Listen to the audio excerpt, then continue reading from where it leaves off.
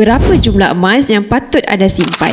Sebenarnya, jumlah simpanan emas yang ideal bergantung kepada matlamat dan kemampuan masing-masing. Tetapi, sebagai panduan, setiap keluarga disarankan untuk menetapkan matlamat sekurang-kurangnya 1 kilogram emas sebagai benteng terakhir kewangan. Nilai semasa bagi 1 kilogram emas kini sekitar RM690,000. Satu angka besar tetapi sangat realistik jika dicapai secara berperingkat. Bagi yang baru bermula, mulakan dengan matlamat kecil, contohnya 100 gram emas yang pertama. Ia sudah cukup untuk menjadi pelindung awal sekiranya berlaku kecemasan seperti kehilangan pekerjaan atau masalah kesihatan. Menurut pakar kewangan Tuan Azizi Ali, setiap individu digalakkan menyimpan sekurang-kurangnya 10% daripada jumlah kekayaan dalam bentuk emas. Bahagian ini berfungsi sebagai pelindung nilai, bukan untuk keuntungan cepat. Dalam apa jua keadaan, sama ada ekonomi tidak menentu, inflasi meningkat atau ketidaktentuan politik, nilai emas tetap bertahan. Keunikan emas ialah sebagai aset peribadi yang bebas daripada kawalan pihak lain. Tidak seperti akaun bank atau pelaburan konvensional,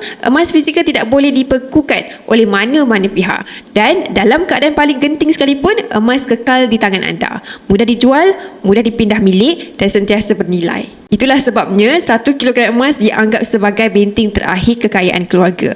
Mungkin perjalanan menuju 1 kilogram emas itu panjang, tetapi setiap gram yang disimpan hari ini adalah langkah kecil ke arah keselamatan kewangan yang besar untuk masa depan anda dan keluarga. Bagi yang berminat untuk memulakan simpanan emas bersama Pabikul, anda boleh isi borang sign up untuk saya bantu anda daftar sebagai ahli dan bimbing anda dalam cara dan langkah-langkah simpanan emas yang terbaik untuk anda.